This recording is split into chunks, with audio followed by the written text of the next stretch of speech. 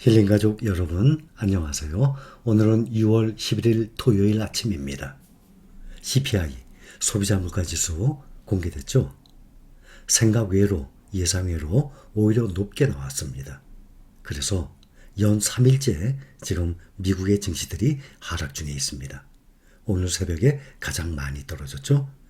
다우가 2.73% 하락했어요. 31,392. 나스닥은 3.52% 하락해서 11,340.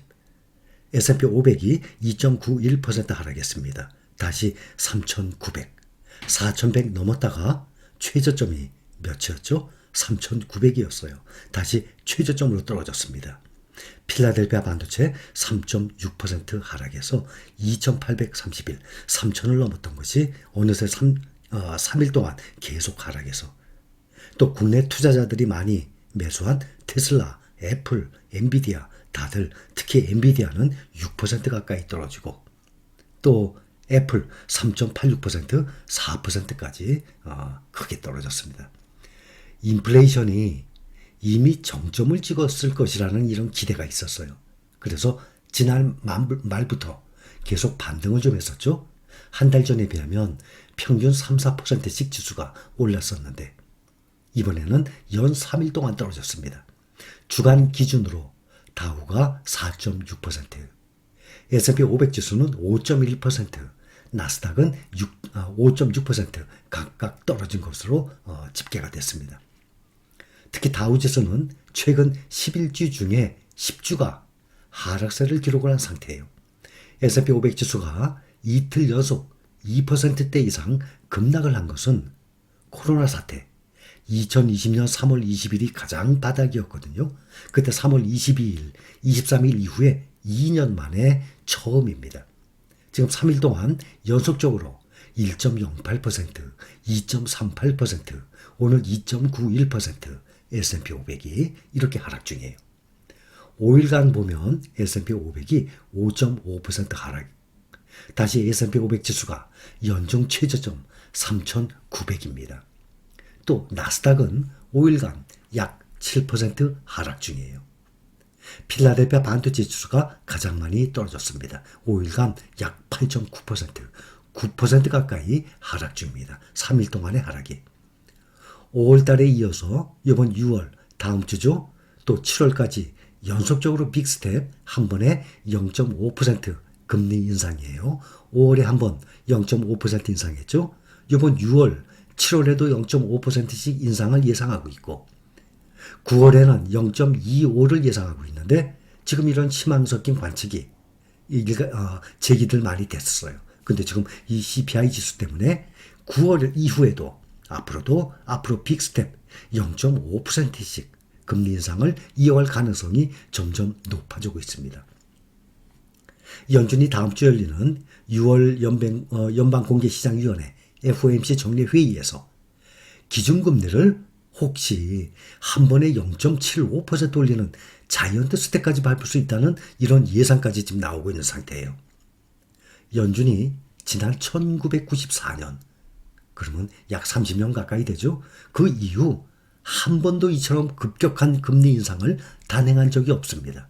지금 주식시장에 들어온 지 얼마 안 되시지만은 지금 주가가 하락을 한다든지 소비자 물가지수 CPI라든지 이런 것들이 거의 난생 처음 지금 받아들이는 상황이에요. 소비자 물가지수가 전년 동월 대비 8.6%로 오히려 급등을 했습니다. 시장 전망 8.3% 예상을 했었잖아요. 최고가 8.5%였다가 그 다음에 8.3% 떨어졌어요. 이번에도 8.3% 예상을 했는데 오히려 8.5% 최고를 넘어서 8.6%대까지 올라갔습니다. 1981년 그 이후 40년 만에 지금 최대 폭이에요. 그러니 우리가 살아오면서 거의 평생 처음 맞이하는 이러한 수치들이에요. 5월 CPI 결과에 따라서 기준금리 동향에 가장 민감한 2년물 국채금리가 지금 3% 선을 돌파를 했습니다. 2008년 이후에 가장 높은 수준이에요. 또 10년물 미국 국채금리도 지금 계속 3%대 계속 올라가 있는 상태이죠. 테슬라가 3.12% 하락했어요. 그래서 $700 선이 무너졌습니다. 테슬라 주가가 $700 이하로 내려간 것이 지난달 25일 날 $658, 지난달 24일 날에는 $628까지 최저로 떨어졌습니다. 그런데 테슬라가 지금 두 번째로 주식을 3대1로 액면 분할할 예정입니다. 8월 4일 개최되는 예정이에요. 주주총회가. 테슬라는 공시에서 8월 4일 연례 주주총회를 열어서 주주들의 승인을 받을 예정이라고 설명을 했습니다. 테슬라의 액면 분할은 이번이 두 번째입니다. 기억을 하시는 분들 계시겠지만 2020년 8월에 첫 번째로 액면 분할을 했습니다. 그때 5대1로 액면 분할을 했고 이번에는 또 3대1로 액면 분할을 할 예정입니다. 2차 전지를 잠깐 본다 그러면 우리나라의 정경련의 전국경제인연합회죠. 분석 결과에 따르면 2021년 기준, 작년 기준 배터리 전기차 세계 5대 수출국이 있어요. 독일, 벨기에, 중국, 한국, 미국. 이 중에 1등은 당연히 중국이죠. 세계 수출 시장 점유율이 2020년 대비 중국이 무려 9.5%, 독일이 3.8% 각각 상승을 했어요. 그 반면에 한국과 벨기에, 미국은 0.8%, 2.1%, 가장 큰 미국이 8.5% 감소했습니다. 특히 2021년 중국의 배터리 전기차 세계 수출 시장 점유율이 10% 가까이 상승한 것이에요. 테슬라 상하이 공장도 있죠. 또 BYD, 또 니오, 중국 기업들의 세계 최대 수입시장인 유럽연합 수출이 전년 대비 무려 500%나 증가한 데 따른 것입니다. 전년 대비 500%, 6배라는 거예요. 배터리 전기차 수입 시장 점유율 유럽연합이 2020년 4.2%에서 2021년에는 무려 16% 수직 상승을 했습니다. 또 전기차에만 들어가는 것이 아니에요. 배터리가 전기차, 스마트폰, 노트북 다양한 용도로 사용되는 리튬이온 배터리예요. 이 시장이. 근데 2021년 기준에 세계 5대 수출국이 독일, 중국, 한국, 폴란드, 헝가리입니다. 세계 수출 시장 이 점유율이 2020년 대비 중국이 2.9%, 독일이 1.2% 각각 상승을 했습니다. 근데 한국은 오히려 2%나 낮아진 상태예요.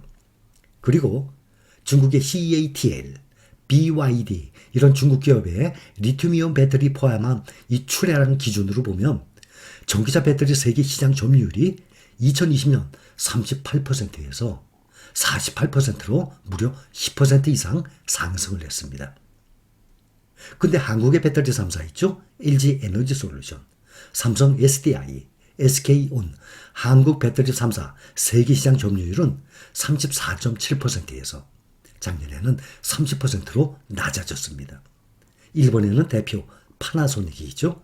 2020년 18%에서 2021년에는 12%로 일본은 계속 떨어지고 있는 상태예요. 중국은 계속 1등으로 상승을 하고 있는 상태입니다. 대형 기술주들도 애플 3.86% 많이 떨어져 있는 상태예요. 마이크로소프트도 4% 이상, 아마존 요즘 액면 분할한 후에 계속 떨어져요. 오늘도 5.6%, 구글도 3%, 아주 모든 종목들이 큰 폭으로 떨어졌습니다. 미국의 증시 시총 1위 애플 2거래일 동안 7% 가까이 급락을 했습니다. 이렇게 세계 투자이신 워런 버핏도 이렇게 떨어질 거 알았겠습니까? 알았다면 당연히 1분기에 매수하지 않고 우리나라 돈으로 무려 애플을 7,200억 이상을 매수했습니다. 1분기, 올 1분기면 1, 2, 3월 아닙니까? 근데 그때 비하면 훨씬 많이 떨어진 상태 아닙니까? 반도체주도 엔비디아가 5.6%, 또 특히 마이크론이 5% 이상 떨어졌어요. 마이크론, 메모리 반도체 아닙니까? 국내 삼성전자가 지금 52주 신저가까지 떨어졌는데 마이크론이 오늘 5% 이상 큰 폭으로 하락을 했으니 다음 주 월요일 날 SK 하이닉스와 삼성전자에도 그 영향이 아마 미칠 것입니다. 오늘 거의 모든 종목들이 크게 하락을 한 날인데 눈에 띄는 두 가지 종목이 상승했어요.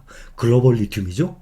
ETF LIT 0.22% 상승을 하고 또 중국 전기차 중에 미국 전기차들보다는 좀 덜 떨어졌어요. 중국 전기차 리오토만 1.49% 상승을 했습니다. 미국의 주식이 연 3일째 하락을 했는데 오늘이 그 폭이 가장 컸어요. 특히 CPI 소비자 물가지수가 예상외로 크게 높아졌습니다.